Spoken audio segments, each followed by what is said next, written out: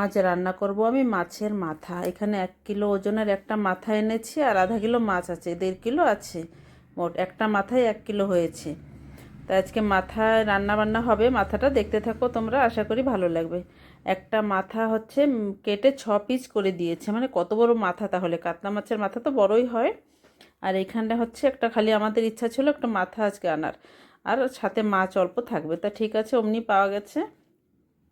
মাথাটা এখন আমি মশলা, সব রকম মশলা মাখিয়ে নেব। লবণ, লঙ্কা, হলুদ, যা যা গুঁড়ো মশলা আছে সব এখন মাছে মাখিয়ে নিয়ে তারপর রান্নাটা করব। সবসময় বড় মাছও এখানে পাওয়া যায় না, আর বড় মাছের মাথাও পাওয়া যায় না। তা আজকে বড় মাথা এনেছি।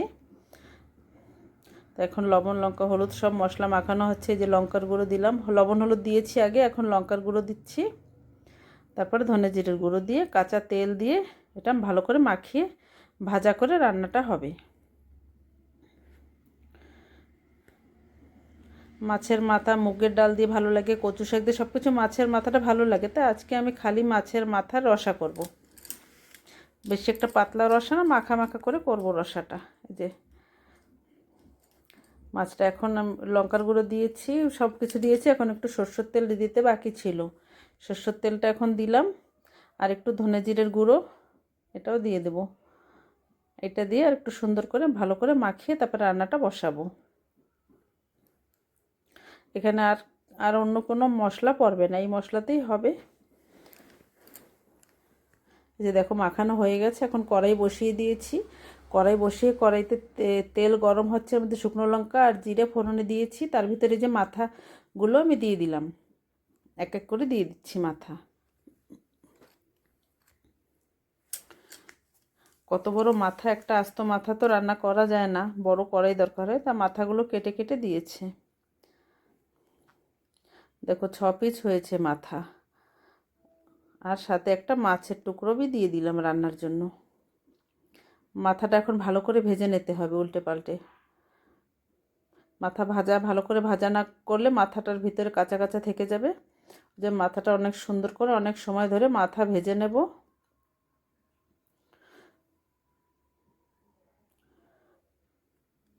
এখন উল্টিয়ে দিলাম, সব মাথাটা উল্টানো হয়ে গেছে। মাছের মাথা খেতে তো সবাই ভালোবাসে, সবারই ভালোই লাগে মাছের মাথা খেতে। আর আমাদের বাঙালিদের তো মাছে ভাতে বলে না বাঙালি, সবাই মাছটাই ভীষণ পছন্দ করে। মাছ আমরা নানান প্রকার করে খাই।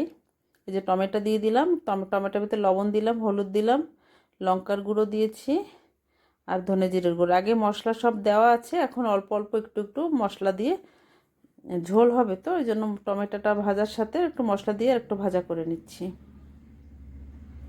এখন এটা ভালো করে ভেজে নেব। এর ভিতরে আলাদা করে মশলা কষানো লাগলো না, মাছের সাথেই কষিয়ে দিচ্ছি মশলাটা। এই যে দেখো মশলাটা কষানো হয়ে গেছে, সুন্দর কষানো হয়েছে, টমেটোটা পুরো গলে পেস্ট হয়ে গেছে। এখন এর ভিতরে এই যে কষানো হয়ে গেছে, এখন দিয়ে দেবো জল। জলটা আমি গরম করে রেখেছিলাম, গরম জলটাই এখন দিয়ে দিলাম।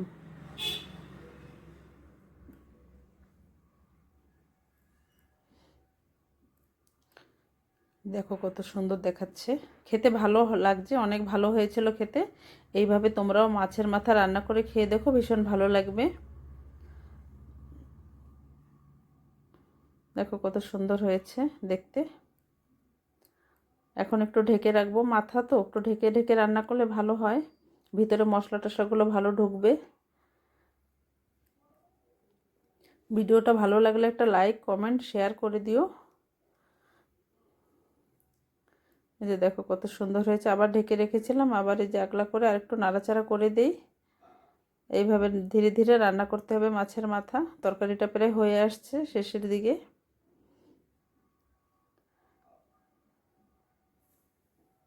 দেখো কত সুন্দর হয়েছে। এই যে মাথাগুলো কেটে কেটে দিয়েছে, এর ভিতরে সব মশলা টশলা সুন্দর ঢুকে গেছে, সুন্দর হয়েছে। আজকের মতন এখানে, সবাই ভালো থেকো, সুস্থ থেকো।